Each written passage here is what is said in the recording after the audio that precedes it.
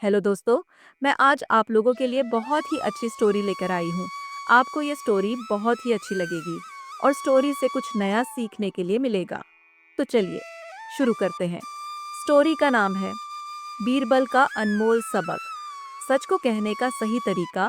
बीरबल के पड़ोसी करीम को भविष्य जानने का बड़ा शौक था।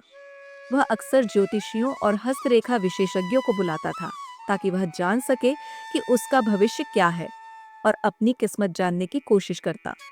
परंतु वह व्यक्ति था बड़ा ही सन्नकी। यदि उसे कुछ भी अप्रिय सुनाई देता तो वह गुस्से में आग बबूला हो जाता। एक सुबह जब बीरबल अपने बगीचे में टहल रहे थे तो उन्होंने करीम की तेज आवाज सुनी। करीम गुस्से से चिल्ला रहा था, चले जाओ, तुम ठग हो। भाग्य बताने के नाम पर लोगों को मूर्ख बनाते हो।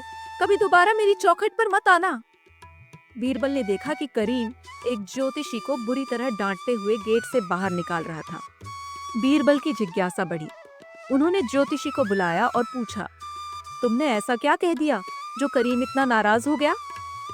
ज्योतिषी ने झिझकते हुए कहा, हुजूर, मैंने तो बस उसकी हथेली देखकर कहा था कि उसके सभी रिश्तेदार उससे पहले मर जाएंगे। बस इतना ही। मुझे लगता है कि वह कड़वी सच्चाई को पचा नहीं पाए, लेकिन मैं ऐसी चीजों के बारे में झूठ नहीं बोलता और बोल भी नहीं सकता। बीरबल मुस्कुराए। तो उसने सच सुनकर तुम्हें भगा दिया। आप ईमानदार और सत्यवादी हैं और यह वास्तव में एक अच्छा गुण है। लेकिन आप जानते हैं कि सत्य हमेशा कड़वा होता है। अब आपको उसे मीठा सत्य पेश करना चाहिए। ज्योतिषी उलझन में पड़ गया।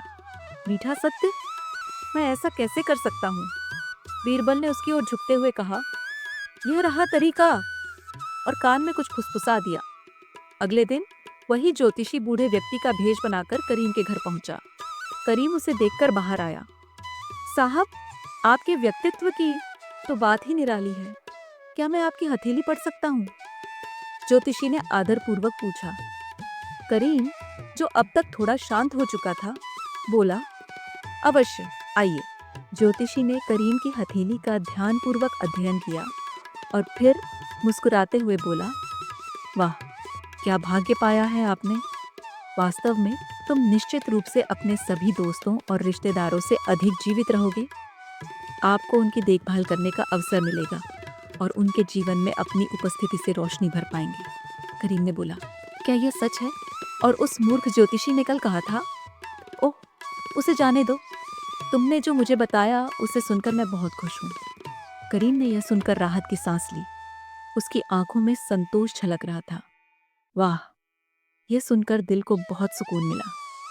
तुम सचमुच बड़े समझदार हो। खैर, अब उसकी कोई बात याद नहीं। करीम अंदर गया और सोने के सिक्कों से भरा एक थैला लेकर लौटा। उसने ज्योतिषी को देते हुए कहा, यह मेरी तरफ से आपके लिए है। भविष्य में जरूर आना। ज्योतिषी ने सोने के सिक्के लिए और खुशी खुशी बीरबल के पास पहुंचा। उसने मुस्कुराते हुए कहा, बीरबल जी, आज मैंने समझा कि सच से ज्यादा महत्वपूर्ण है उसे पेश करने का तरीका। यदि सच को प्यार और समझदारी से प्रस्तुत किया जाए तो कड़वा सच भी मीठा बन जाता है।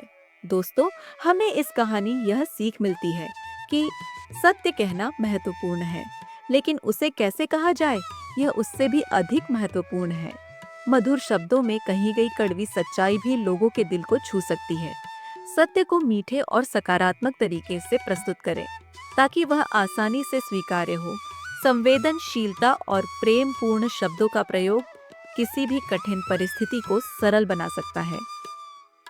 सच कहना जरूरी है, लेकिन उसे इस तरह कहें कि वह दूसरों को प्रेरित करे और आहत न करे।